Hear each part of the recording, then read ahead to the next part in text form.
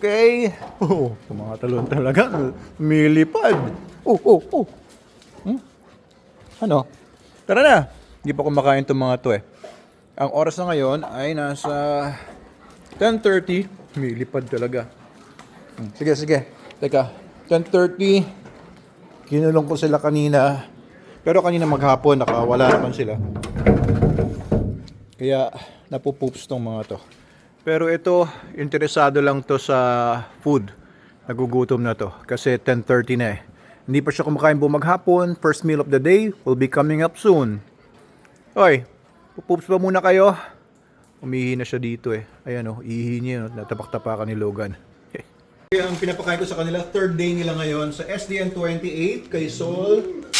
Tatlong takal. Kay Logan naman mga dalawa and a little bit more. So si Sol ay 750 grams. Si Logan ay nasa mga 500 grams. Marami nito kay Sol. Tansyahan na lang. Ayan. Tapos itong natitira kay Logan. Kaya na. Pinakain naman nila ng dry, kaya hindi ko nilang babasain para kahit na hindi nila maubos, hindi mapapanis. Si Logan kumakain na.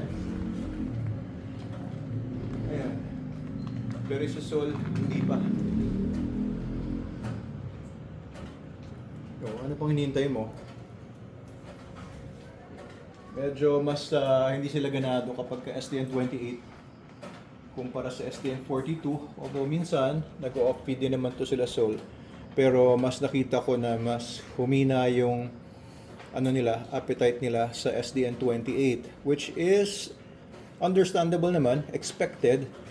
Kasi hindi na siya kasing concentrated ng SDN 42. Ayun, amoy-amoy lang niya. Pero parang hindi siya gaanong gutom pa, hindi pa siya interesado pa. Sinarado ko yung pintuan ng cage niya at nagsimula na siyang kumain. Parang distracted pa siya kanina dahil nakabukas yung pintuan ng cage niya. Inisip niya kung lalabas pa siya, maglalaro ba siya, kakain siya. Pero nung nagsara na, yun na, naisip na niya, wala na siya ibang gagawin. Wala na siyang choice kundi kumain dahil wala na yung choice niya na lumabas at maglaro. Ayan. Simula na siyang umuya at si Logan ay dire-diretso pa rin nang umumuya doon. At si Adam naman ay nagsasayaw doon sa harapan ng pinto. Anong sayaw yan? Sa igurot yata yan eh. Oo nga, sa mga igurot yan. At ito, nakaka 1/3 na si Sol. At si Logan naman, halos higit kalahati na nanuubos niya. Itong SDN 28 guys ay tinatawag naming mid-range dog food namin. Mid-range, hindi siya high-end, hindi rin siya pangmasa masyado. Kasi mga pangmasa na sa mga 21%, yun yung SDN 21 natin. And yung high-end natin, yung SDN 42. Ang mga numbers na yon ay dinidenote niya yung minimum crude protein sa guaranteed analysis ng bawat variant. So, itong SDN 28, nasa subcategory siya ng mga dog food kagaya ng Royal Canin, yung Britcare, yung meron ako nakita kanina Power Dog. May mga ilan na pinapa-analyze sa akin kanina, pinapa-evaluate na dog food. Basta ang mga percentage ng protein nila is nasa mga 26 hanggang 32. Mid-range yun in general. At SDN 28 ang katumbas. Yung SDN 42 natin, wala kasing wala kasi halos kapantay yun sa percentage protein pa lang, 42. Walang ibang dog food na nasa more than 40% crude protein, no? May mga iba, no, medyo misleading ang mga nilalagay nila sa label nila. Iba nakalagay 56% protein coming from animal sources.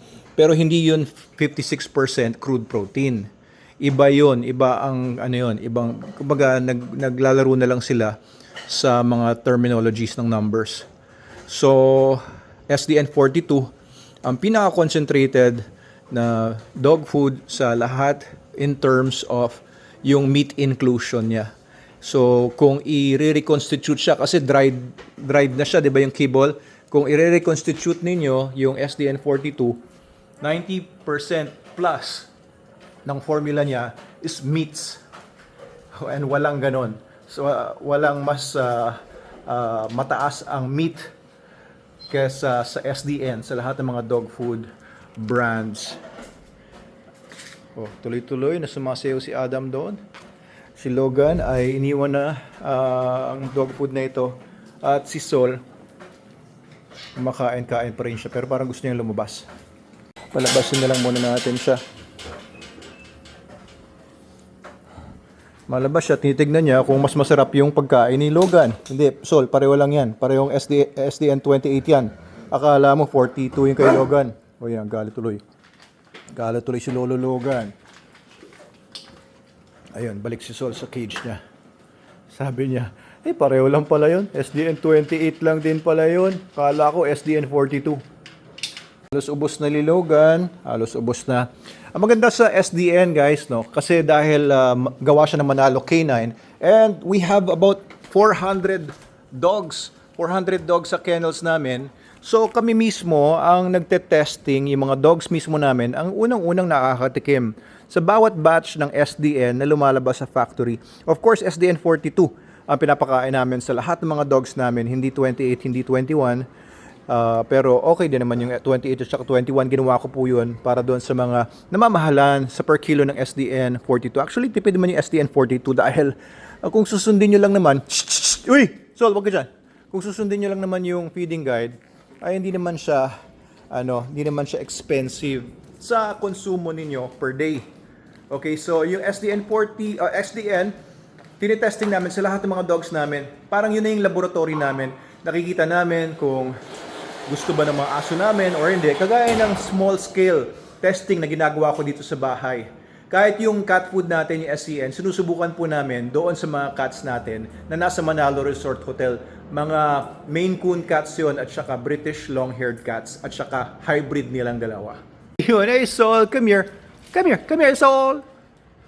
Come here, lumayo. Come on, Sol! Good boy! Alam niya pagka bigla siyang sumugod sa akin, si Logan magagalit sa kanya at babanatan siya ni Logan. Okay, kaya makakasigurado kayo pagka SDN ang pinapakain ninyo na sa mga dogs muna namin, sinubok yan. At saka yung mga dogs namin, yan talaga ang kinakain. Mga working dogs namin, mga pet dogs namin, from toy dogs namin, mga Pomsky, meron kami Pomeranian. Meron kami mga large dogs na mga hindi naman working dogs. And of course, meron kami mga working dogs from puppies. Meron kami mga senior dogs, gagaya ni Logan. Kaya subok namin yung SDN. And you can be sure about the quality that you get. And hindi ako gagawa ng dog food na hindi ko mismo ginagamit sa mga aso namin. Hindi mismo ako naniniwala at hindi ko masasabing the best talaga siya in the multiverse. Kinukuha talaga ni Sol ito dun sa basurahan. Gustong-gusto niyang pagluruan itong sapatos na to. Sige na, busin niyo na yan. So unti-unti nilang naubos yung SDN 28 kasi sanay sila sa SDN 42. May nakikita na ba tayong pagbabago sa katawan ni Sol? Wala pa masyado. Pero parang nanonotice ko, numinipis yung muscles niya, no? I'm not totally sure. Pasensya na, wala rin tayong flash ngayon. Naubos na yung battery ko. Pero parang with SDN 28, feeling ko nabawasan yung musculature. Feeling ko lang. Ano palagay niyo, guys? At least kayo nakikita niyo, no?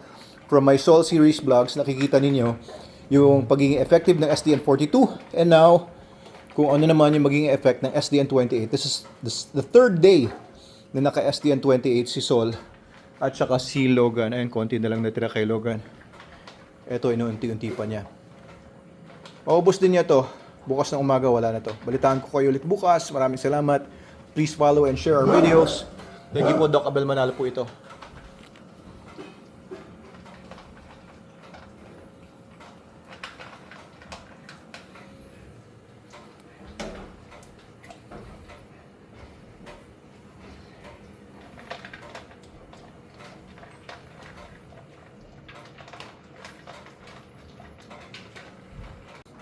Binalikan pa niya yung mga ilang natitirang cables. Balik-balikan naman nila. SDN 28.